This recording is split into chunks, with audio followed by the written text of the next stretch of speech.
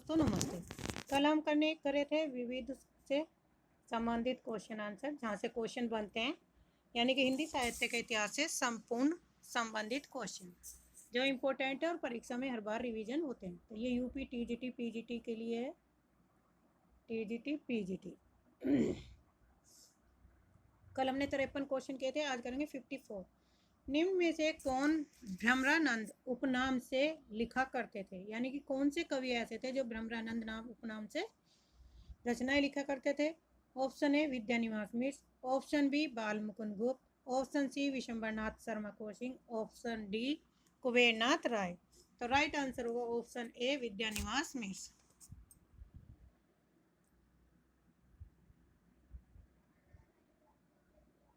महत्वपूर्ण पॉइंट है, विद्यानिवास मिश्र के अनुसार हिंदी में यदि आंचलिक बोलियों और शब्दों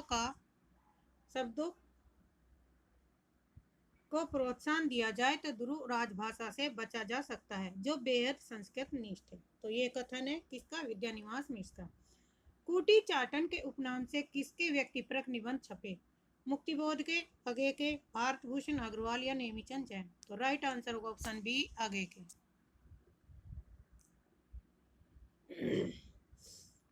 निबंध संग्रह सब रंग शीर्षक से प्रकाशित हुए। अगे जी अपने निबंधों में अपना अनुभूत सत्य लिखते थे, जैसे त्रिशंकु, आत्मनेपद, हिंदी साहित्य एक आधुनिक परिदृश्य में संग्रहित निबंधों में अनुभूत सत्य का वैचारिक विश्लेषण है। नेक्स्ट क्वेश्चन है, इनमें से कौन सा गुण अथवा दोष समालोचक में नहीं होना चाहिए? ऑप्शन ए आलोच्य विषय का सम्यक ज्ञान, ऑप्शन बी निष्पक्षता, ऑप्शन सी सहृदयता, ऑप्शन डी ईर्ष्या की भावना। राइट आंसर है ऑप्शन डी ईर्ष्या की भावना। समालोचक के आवश्यक गुण जो इस प्रकार है, याद करने के तथ्य हैं। नंबर 1 अंतर्दृष्टि या पैठ, नंबर 2 सहानुभूति, नंबर 3 बहुज्ञता, नंबर 4 औचित्य, नंबर 5 धैर्य एवं निष्पक्षता, नंबर 5 प्रभाव उत्पादक अभिव्यक्ति। ईर्ष्या की भावना समालोचक में नहीं होना चाहिए, ये पॉइंट नहीं होगा। वीथी क्या है? वृत्ति है, संधि है, अभिनय है या रूपक है? तो राइट आंसर होगा रूपक।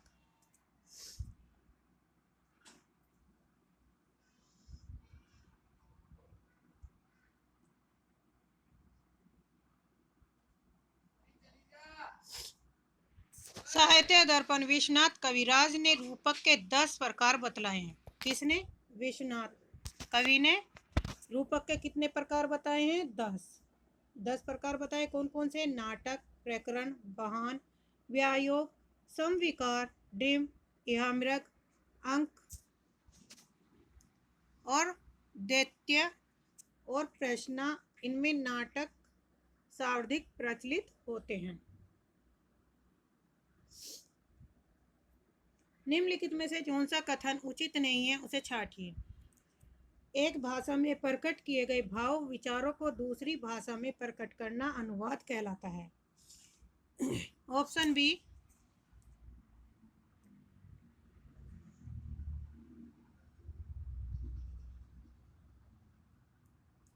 अनुवादक के लिए केवल किसी एक भाषा का ज्ञान पर्याप्त है।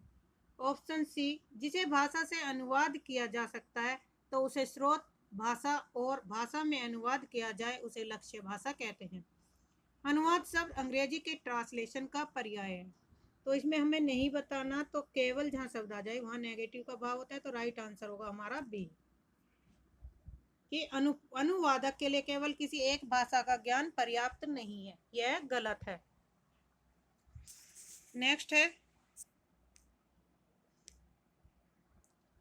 अनुवाद के लिए कम से कम 2 भाषाओं का ज्ञान होना आवश्यक है जिससे एक भाषा का दूसरी भाषा में अनुवाद किया जा सके। अनपेक्षित व कामुकतादर्शी समाचारों को किस वर्ग में रखा जाता है? एकांगी समाचार, डायरी समाचार, सनसनीखेज समाचार या गरम समाचार। तो राइट आंसर होगा ऑप्शन डी गरम समाचार। रेडियो के ब्रॉडकास्टिंग कॉमर्शियल और टीवी कॉमर्शियल में क्या अंतर है? ऑप्शन ए रेडियो में सारा संदेश शब्द, संगीत और ध्वनि को प्रभावित करता है, प्रभाव में होता है, जबकि टीवी में सारे प्रभाव पर्दे पर दिखाई देते हैं। ऑप्शन बी है, टीवी की तुलना में रेडियो काफी लेखकों को समय की पूरी स्वतंत्रता नहीं होती। तीसरा है, रेडियो विज्ञापनों में संवाद अधिक होते हैं। डी, रेडियो विज्ञापन अधिक महत्वपूर्ण होते हैं जबकि कम टीवी में कम होते हैं। तो राइट आंसर होगा हमारा ऑप्शन ए।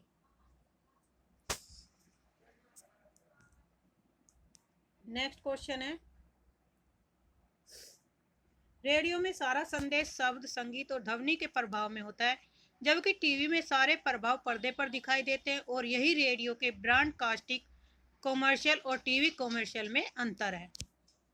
61 क्वेश्चन नंबर है, भारत की सब प्रमुख और एशिया की सबसे बड़ी संवाद समिति कौन सी है? National news agency, press trust of India, Univarta, Hindustan Samachar. तो राइट आंसर होगा option B, press trust of India.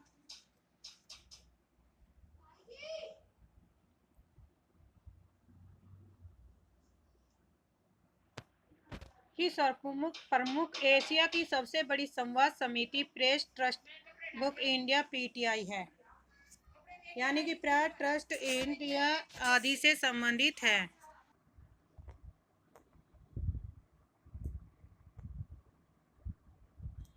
Next question है, रिपोर्टर बनने के लिए क्या आवश्यक है? सहज बुद्धि व भाषा पर अधिकार, उच्च शिक्षा व दो भाषाओं का अधिकार, ऑप्शन सी उत्सुकता की भावना, ऑप्शन डी भावुक व चंचल व्यक्तित्व। तो राइट आंसर होगा ऑप्शन ए, सहज बुद्धि व भाषा पर अधिकार होना चाहिए।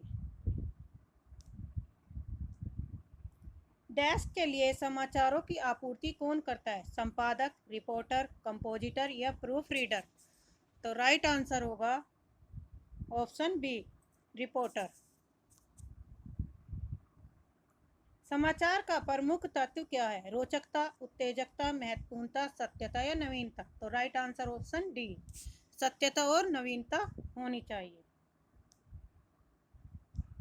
अक्षरों अथवा शब्दों को जोड़ने के लिए प्रूफ रीडर किस चिन्ह का प्रयोग करते हैं? Option A, option B, option C या ऑप्शन डी। तो राइट आंसर होगा ऑप्शन ए, यानी कि इस चिन्ह का प्रयोग करते हैं।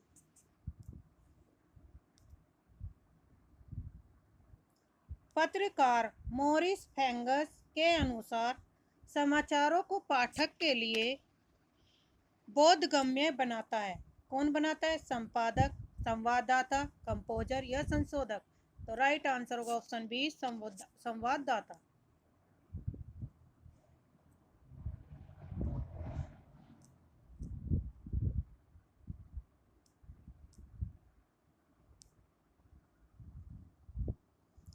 क्वेश्चन नंबर 67,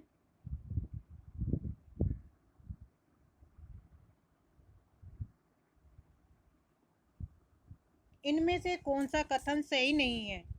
ऑप्शन ए, संचार माध्यमों में अनेक भाषाओं का प्रयोग होता है। ऑप्शन बी, विदेशों के कार्यक्रम भी भारतीय भाषाओं में प्रस्तुत किए जा सकते हैं जिनमें पात्र और दृश्य विदेशी हैं, केवल भाषा भारतीय है। ऑप्शन सी, विदेशों में भी भारतीय कार्यक्रमों को भारतीय पात्र और कथानक के साथ वहाँ की भाषा में प्रसारित किया जाता है। ऑप्शन डी, संचार माध्यमों में एक ही भाषा का प्रयोग होना चाहिए। तो राइट आंसर होगा ऑप्शन डी, संचार माध्यमों में एक ही भाषा का प्रयोग होना चाहिए। संचार माध्यमों का प्रमुख प्रयोजन क्या है? सूचना को जन सामान्य तक पहुंचाना, सूचना को विशिष्ट वर्ग तक पहुंचाना, ऑप्शन सी, सूचना को पढ़े लिखे लोगों तक पहुंचाना, ऑप्शन डी, सूचना को केवल साहित्य प्रेमियों तक पहुंचाना। तो राइट आंसर होगा ऑप्शन ए, सूचना को जन सामान्य तक पहुंचाना, यानी कि हर एक व्यक्ति के पास ये योजना न्यूज़ पहुंचनी चाहिए, सूचना। 69, जो साहित्य दिखाई दे जैसे पुस्तक वह दृश्य है, जो साहित्य सुना जा सके जैसे उपन्यास वह श्रव्य है, देखने के साथ साथ जिसे सुन भी सके जैसे चलचित्र दृश्य श्रव्य। ऑप्शन डी, दृश्य काव्य जैसे नाटक, श्रव्य काव्य जैसे कविता और कहानी। तो दृश्य श्रव्य से संबंधित कौन सा है? राइट आंसर होगा ऑप्शन सी, देखने के साथ साथ जिन्हें सुन भी सके जैसे चलचित्र वह दृश्य श्रव्य है। द्रव्य श्रव्य काव्य से अभिप्राय जो देखने के साथ साथ सुन भी सके, जैसे चलचित्र। इसके अंतर्गत टेलीविजन, फिल्म आदि आते हैं, जिन्हें हम देखते भी हैं और सुनते भी हैं। इनमें से जो श्रव्य संचार का माध्यम नहीं है उसे चिन्हित कीजिए, जैसे दूरदर्शन, टैप रिकॉर्डर, कैसेट और रेडियो। तो श्रव्य संचार का कौन सा इसमें माध्यम नहीं है? तो राइट आंसर होगा ऑप्शन ए, दूरदर्शन। ए नहीं है। टैप रिकॉर्डर से सुना जाता है, रेडियो से, कैसेट से। दूरदर्शन श्रव्य संचार का माध्यम नहीं है, बल्कि दृश्य श्रव्य संचार का माध्यम है। टैप रिकॉर्डर, कैसेट, रेडियो श्रव्य संचार के माध्यम है, सुनने के। और दूरदर्शन क्या है? दृश्य श्रव्य है।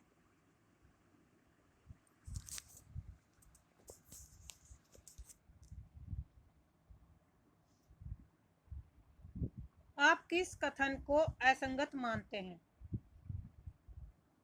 ऑप्शन ए, भाषा एक साहित्य को विश्व के दूसरे क्षेत्रों में पहुंचाने का अनुवाद पुल का कार्य करता है। अनुवाद के माध्यम से संसार का समस्त ज्ञान और हमारे साहित्य हमारे पास आ जाता है। अनुवाद में अनु का अर्थ पहले और वाद का अर्थ उसे पुनः बाद में लिख देना है। डी, एक भाषा में व्यक्त भाव और विचारों को दूसरे भाषा में रूपांतरित करता है, करना अनुवाद कहलाता है। तो राइट आंसर होगा ऑप्शन सी, अनु का अर्थ पहले और वाद का अर्थ है उसे पुनः बाद में लिख देना। 2014-15 में ये क्वेश्चन आया हुआ है। इनमें से कौन सा तत्व रेडियो विज्ञापन में नहीं होता? चित्र, वाचन, संदेश या संगीत? तो राइट आंसर होगा ऑप्शन ए, चित्र।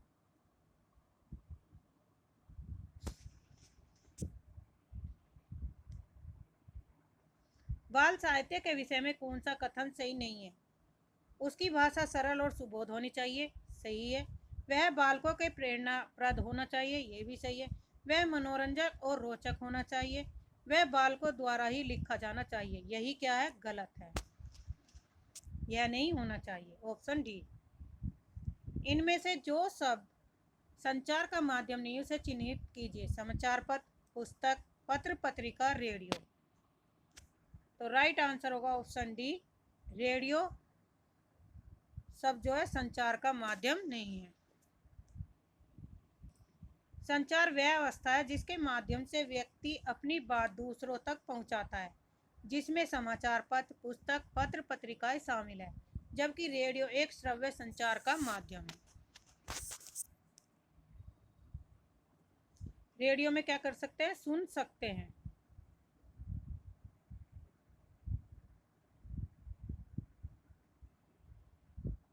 संचार के दो प्रमुख रूपों में मुद्रित माध्यम, इलेक्ट्रॉनिक माध्यम विषय में जो कथन सत्य नहीं है उसे छांटिए।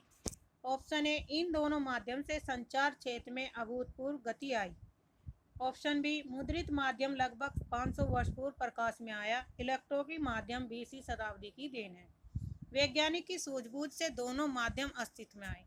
ये दोनों माध्यम अंत मानव जाति का विनाश करेंगे। तो राइट आंसर होगा ऑप्शन डी।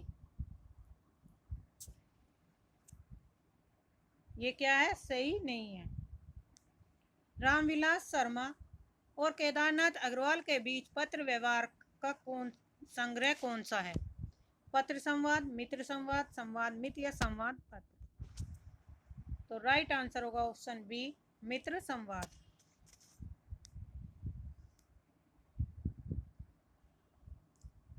रामविलास शर्मा के दो पत्र साहित्य ग्रंथ प्रकाशित हुए।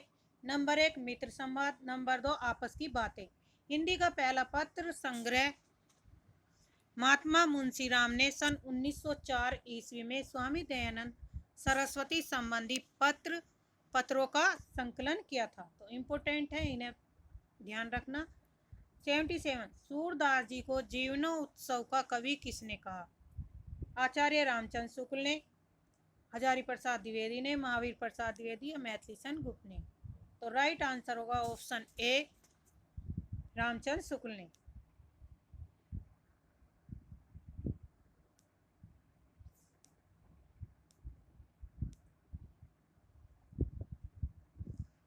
किसकी कविताएं स्वाधीन भारत की इस्पाती दस्तावेज है? आगे की गिरजा कुमार माथुर की, मुक्ति बोध की या दिनकर की? तो राइट आंसर होगा ऑप्शन सी, मुक्ति बोध की। क्रांतिकारी कवियों में निराला के बाद स्थान प्राप्त गजानन माधव मुक्तिबोध की कविताएं स्वाधीन भारत की इस्पाती दस्तावेज कहलाती है। पहले कवि कौन माने जाते हैं? निराला। उसके बाद है गजानन माधव मुक्तिबोध। ये प्रगतिशील प्रयोगवादी कवि थे और इनकी प्रथम कहानी खलील थी। कविता करके तुलसी न लसे, कविता लसी पर तुलसी की कला, यह प्रशंसापरक उक्ति किसने कही? Option A Maithili Sengupta, option B Ayodhya Singh Upadhyay, option C Ramchandra Shukla, option D Bal Mukund Gupt. Right answer होगा ऑप्शन बी, हरिओत जी ने यह उक्ति कही थी।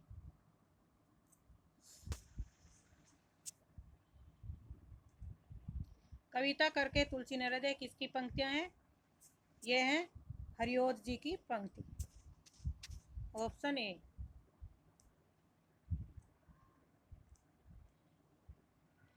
खड़ी बोली गद्य में की पहली पुस्तक अकबर के समकालीन कवि गंग लिखित चंद छंद वर्णन की महिमा है, जिसमें इन पंक्तियां इसी कृति से ली गई हैं। गंग कवि द्वारा रचित चंद छंद वर्णन की महिमा पुस्तक की भाषा क्या थी? अवधी, खड़ी बोली, भोजपुरी या ब्रज? तो राइट आंसर होगा ऑप्शन बी, खड़ी बोली। पाली भाषा की समय सीमा मानी जाती है 1000 ईस्वी से 500 ईस्वी तक, 500 ईस्वी से प्रथम ईस्वी तक, 1000 ईस्वी से 500 ईस्वी पूर्व तक, या प्रथम शताब्दी से 500 ईस्वी तक। तो राइट आंसर होगा ऑप्शन बी, 500 ईस्वी से प्रथम शताब्दी ईस्वी तक।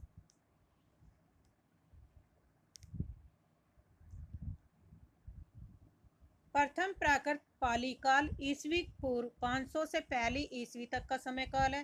द्वितीय प्राकृत काल साहित्य काल में ईस्वी से 1 से 500 ईस्वी तक प्राकृत काल का समय है, ये था पाली का। तीसरा है प्राकृत काल अपभ्रंश काल, जिसका 500 ईस्वी से 1000 ईस्वी तक है। बौद्ध काल में संस्कृत की अपेक्षा प्राकृत को महत्वपूर्ण पद प्राप्त हुआ और बौद्ध धर्म के अधिकांश ग्रंथों में धम्मपद, जातकों तथा कथा साहित्य की रचना पाली नामक प्राकृत में हुई थी। विकास की दृष्टि से प्राकृत की पूर्वकालीन अवस्था का क्या नाम है? पाली, डिंगल, अपभ्रंश या अवहट? तो राइट आंसर होगा ऑप्शन ए, पाली। कर्म के बिना वह लूला लंगड़ा, ज्ञान के बिना अंधा और भक्ति के बिना हृदयहीन क्या निष्प्राण रहता है? मैं वह किसके लिए प्रयुक्त हुआ है? धर्म के, ब्रह्मा के, भक्ति के या श्रद्धा के? तो राइट आंसर होगा ऑप्शन ए, धर्म के।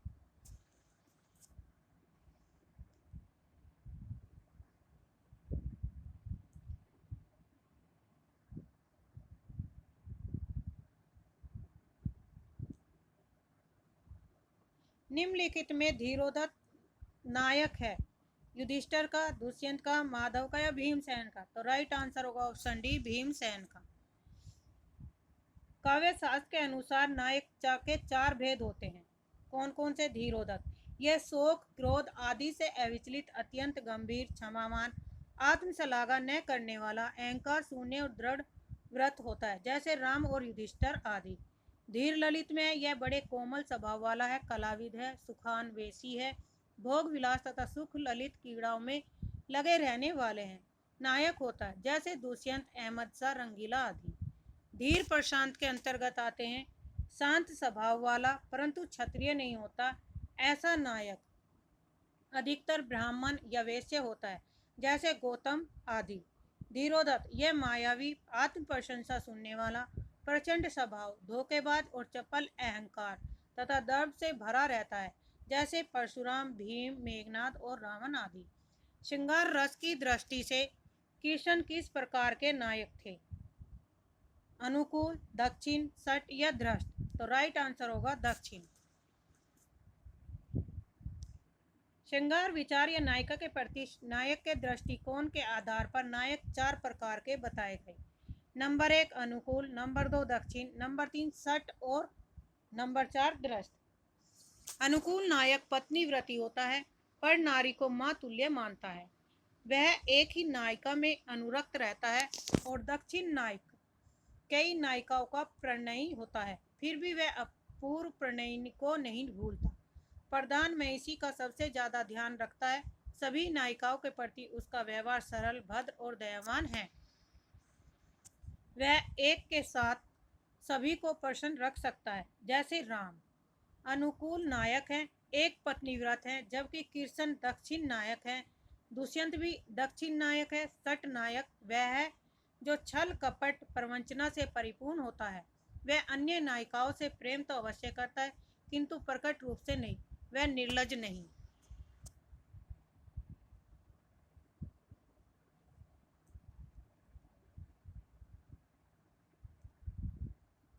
वह निर्लज नहीं होता, बल्कि इसके विपरीत दृष्ट नायक खुले रूप में दुराचरण करता है और निर्लज होता है। वह अपनी प्रधान महिषी का मन दुखाने में नहीं चूकता और उसकी प्रताड़ना की भी परवाह नहीं करता। रज्जु शब्द का हिंदी में अर्थ है मछली, मेंढक, रस्सी या घोड़ा। तो राइट आंसर होगा ऑप्शन सी, रज्जु। फंतासी के बारे में कौन सा वक्तव्य सही नहीं है? ऑप्शन ए,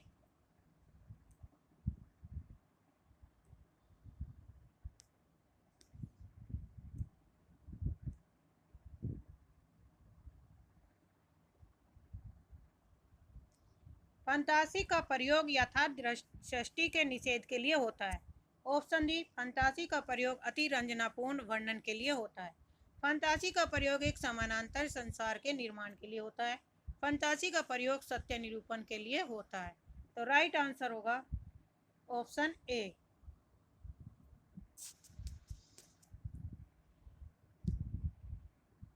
फंतासी पूर्णतः यथार्थ नहीं होते, किंतु इनका चित्रण कुछ इस प्रकार किया जाता है कि ये यथार्थ का भ्रम पैदा करते और कभी कभी तो यथार्थ को पूरी ईमानदारी से व्यक्त करने की क्षमता रखते हैं। फंतासी में लोक कल्पना का पूरा इस्तेमाल होने के कारण फंतासी लोक जीवन के विविध रंगों को उभारने में पर्याप्त सहायक होती है। अतः इसमें विकल्प ए सही नहीं है। भारतीय नारी की समस्याओं के आधार पर बनाकर महादेवी वर्मा ने कौन सा ग्रंथ लिखा? पथ के साथी, श्रृंखला की कड़ियां, अतीत के चलचित्र या इनमें से कोई नहीं। तो भारतीय नारियों की समस्या से कौन सा ग्रंथ है इनका? श्रृंखला की कड़ियां।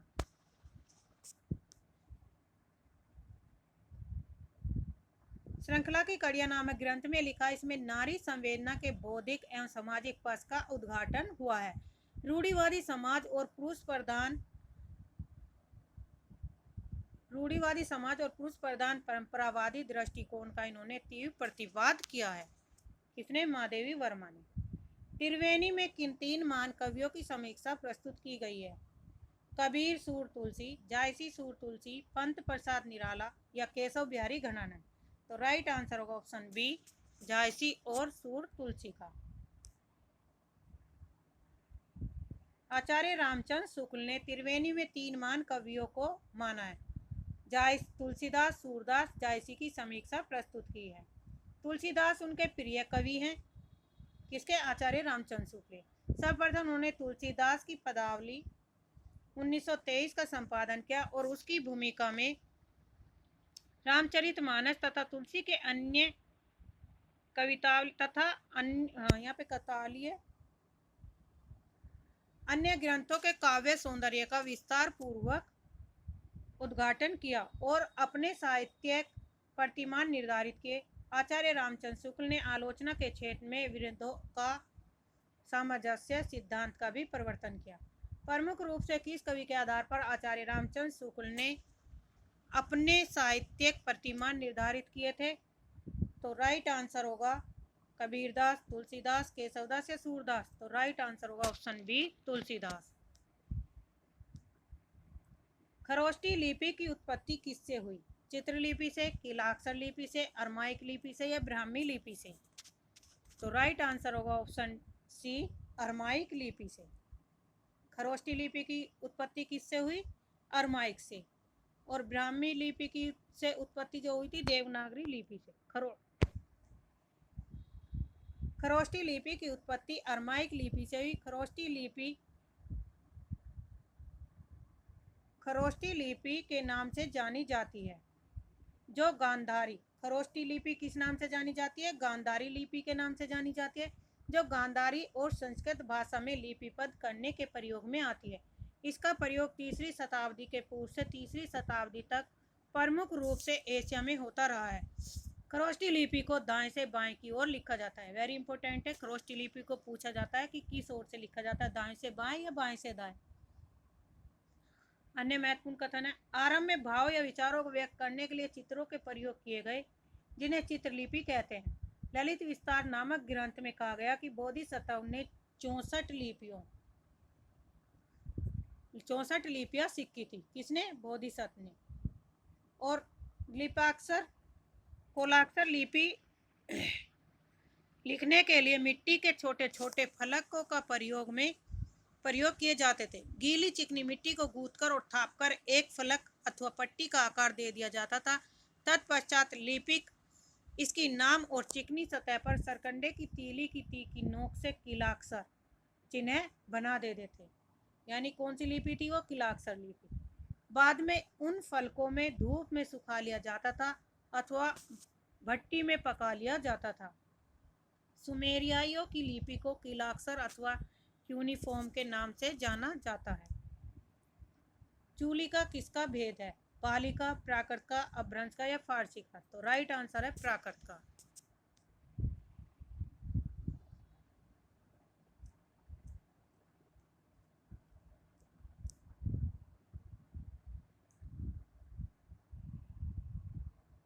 प्राकृत नाम के अंतर्गत व्याकरणों के अनुसार कई भाषाएं आती हैं। सबसे प्राचीन व्याकरण वरुचि है, जिन्होंने 4 प्रकृतों का उल्लेख किया: महाराष्ट्री, पैशाची, मागधी और सोरसेनी। 12वीं सदी के अंत के जैन लेखक हेमचंद ने 3 प्राकृतों का उल्लेख किया। हेमचंद ने कितनी प्राकृतों का उल्लेख किया? 3। आर्स, जो अन्य लोगों की अर्धमागधी है, चूलिका, पैशाचिका और अपभ्रंश। परवर्ती व्याकरणों ने सामान्यतः हेमचंद का अनुसरण किया। वरुचि ने अपभ्रंश को एक पृथक प्राकृत नहीं माना, और संभवतः यह ठीक भी है कि यह वही है जिसे बहुत से काव्य शास्त्रियों ने देशभाषित कहा। देशभाषित का अर्थ है देश में अथवा लोगों द्वारा बोली जाने वाली भाषा। दंडी के काव्य दर्श से पता चलता है कि काव्य में अपभ्रंश से अभिप्राय है चरवाह और इस प्रकार के अन्य लोगों की भाषा, व्याकरण अथवा छंद शास्त्र की पुस्तकों में से जो कुछ भी संस्कृत से भिन्न था, अपभ्रंश कहा जाता था। प्राकृत के अंतर्गत उन्होंने महाराष्ट्री, जो श्रेष्ठ प्राकृत है, सोरसेनी, गोडी, लाठी को लिया। यानी किसे लिया? सोरसेनी, गोडी और लाठी को। गोडी प्रत्यक्ष मागधी का दूसरा नाम है और लाठी से इनका अभिप्राय यह है कि यह पूर्णतः स्पष्ट नहीं है। निबंध या निबंध काव्य कौन सा नहीं है? विनय पत्रिका, प्रलय की छाया, शिवाजी का पत्र, राम की शक्ति पूजा। तो विनय पत्रिका नहीं है। विनय पत्रिका का एक काव्य रचना है और इसके लेखक है गोस्वामी तुलसीदास। विनय पत्रिका क्या है? एक गीत काव्य है। निबंध काव्य श्रेणी में जयशंकर प्रसाद की प्रलय की छाया, शस्त्र समर्पण और शिवाजी का पत्र आते हैं। प्रगीत काव्य में प्रधानता होती है भावना और गीतात्मक, संगीतात्मक प्रकृति चित्रण उपयुक्त में से नहीं। तो राइट आंसर होगा ऑप्शन बी, संगीतात्मक।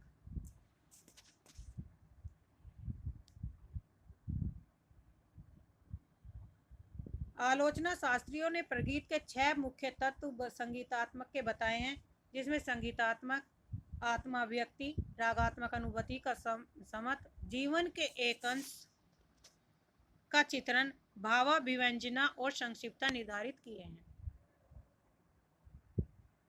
चंपू के कितने भेद हैं? चंपू के 2 भेद हैं। कौन से हैं? विरुद्ध और कपालक, विरुद्ध और कूलक, विरुद्ध और वर्ज्य, विरुद्ध और करम्बक। तो राइट आंसर होगा ऑप्शन डी।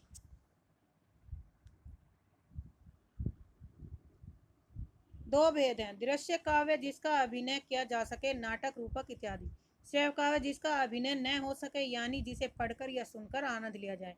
श्रव्य काव्य के भी 3 भेद होते हैं: पद, जो छंद में रचित है, गद, जो छंद रहित है, चंपू, जो गद और पद दोनों का मिश्रित काव्य है।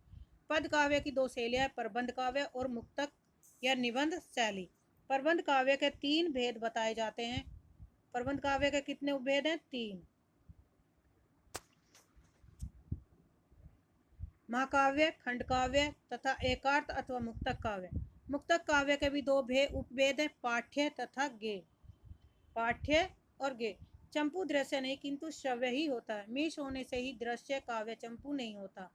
पद पदमयी राज स्तुति को विरुद्ध तथा अनेक भाषाओं से निर्मित काव्य को करबांग कहते हैं। कालक्रम की दृष्टि से इनमें से सबसे पुराने कवि कौन है? तो राइट आंसर होगा ऑप्शन डी, विद्यापति।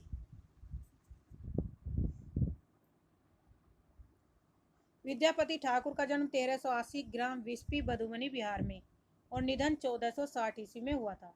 बिहारी लाल का जन्म 1595 ईस्वी में बसवा गोविंदपुर ग्वालियर में, निधन 1663 में। सूरदास जी का जन्म 1483 और निधन 1573 ईस्वी में। तुलसीदास जी का जन्म 1532 ग्राम रजापुर जिला बांदा जो कि अब चित्रकूट में है और निधन इनका 1623 ईस्वी में हुआ। ये कालक्रम की दृष्टि से सबसे पुराने कवि माने जाते हैं। कौन? विद्यापति। हिंदी आलोचना में जातीय शब्द का राष्ट्रीय अर्थ में सर्वप्रथम प्रयोग किसने किया? भारतेंदु हरिश्चंद्र ने, महावीर प्रसाद द्विवेदी ने, डॉक्टर रामविलास शर्मा ने, आचार्य रामचंद्र शुक्ल ने। तो राइट आंसर होगा ऑप्शन ए, भारतीय हरिश्चंद्र ने।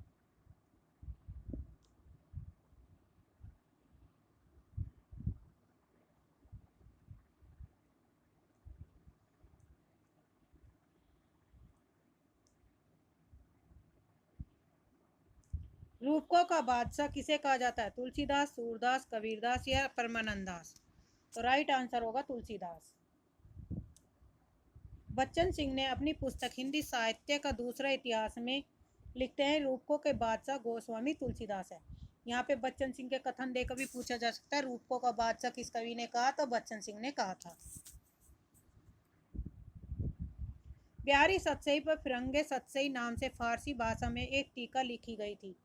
तो किसने लिखी? फिराक गोरखपुरी, आनंदीलाल शर्मा, अमीर खुरसो या मिर्जा गालिब। तो राइट आंसर होगा ऑप्शन बी, आनंदीलाल शर्मा ने। सुरती मिर्च ने भी बिहारी सतसई पर टीका अमर चंद्रिका नाम से और लल्लू लाल जी ने लाल चंद्रिका नाम से टीका लिखी थी। निज भाषा उन्नति है सब उन्नति को मूल, बिन निज भाषा ज्ञान के मिटत न हुए को सूल। कविता किस पत्र में छपी थी? ब्राह्मण, हिंदी प्रदीप, आनंद कादम्बरी या नागरी नीरद में।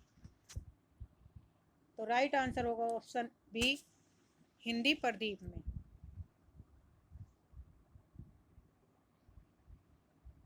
शिवा को बखानो की बखानो छत्रसालकों में शिवा का अर्थ क्या है? शिवजी, शिवाजी, महादेव या बालाजी। तो राइट आंसर होगा ऑप्शन ए, शिवाजी। चित्रकूट के सोलंकी राजा रुद्र ने भूषण को कवि भूषण की उपाधि दी थी। ये कई राजाओं के आश्रय में रहे। कहा जाता है कि भूषण शिवाजी के यहाँ कुछ दिनों तक रहकर अपने घर लौटते समय महाराज छत्रसाल के दरबार में गए। उन्हें शिवाजी का राजकवि से समझकर महाराज छत्रसाल ने इनका बड़ा आदर और यथोचित सम्मान करने के लिए से विदा करते समय इनकी पालकी को कंधा भी लगाया। भूषण यह देखकर पालकी से कूद पड़े और उनकी प्रशंसा में शिवा को बखानो की बखानो छत्रसाल को कवित पड़ा। तो स्पष्ट यहाँ है कि शिवा का अर्थ क्या है? शिवाजी। इंपॉर्टेंट है क्योंकि पूछा जाता है शिवा का अर्थ क्या है? शिवाजी। यदि प्रेम स्वप्न है तो श्रद्धा जागरण। यह पंक्ति किस निबंध से ली गई है? भाव या मनोविकार, श्रद्धा भक्ति। कविता क्या है? यह करुणा। तो राइट आंसर होगा ऑप्शन सी, कविता क्या है। यह निबंध किसका है? आचार्य रामचंद्र शुक्ल का। अधैर्य का कवि किसे कहा गया? दिनकर को, त्रिलोचन को, अगे को या गिरजा माथुर को। तो राइट आंसर होगा ऑप्शन ए, दिनकर को। इन्हें अधैर्य का कवि, स्वतंत्रता का उन्हें विद्रोही कवि भी कहा जाता है, किंतु स्वतंत्रता के बाद वे राष्ट्र कवि कहलाए। निम्नलिखित में कौन सा कथन लघु कथा की विशेषता है? कहानी को लघु रूप में लिखना ही लघु कथा है। ऑप्शन बी, लघु आकार के कारण लघु कथा उद्देश्यहीन होती है। बालकों द्वारा लिखी गई कहानी लघु कथा होती है। ये तो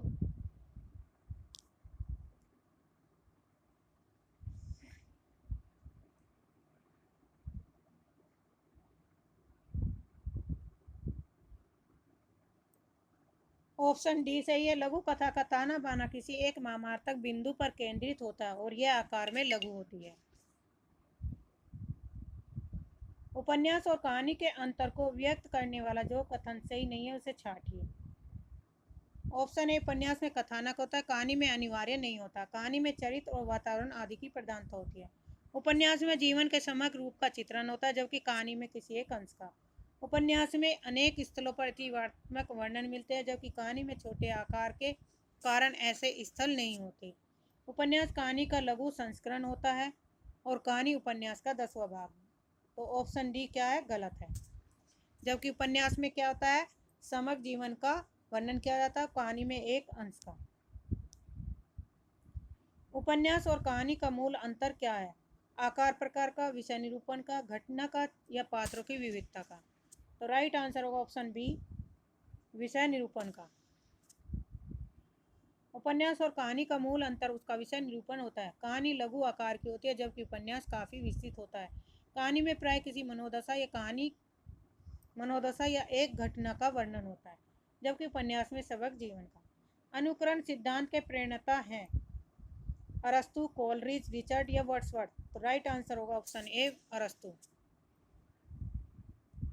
तो आज के लिए इतना ही। धन्यवाद। चैनल को सब्सक्राइब करिए, लाइक करिए, शेयर करिए।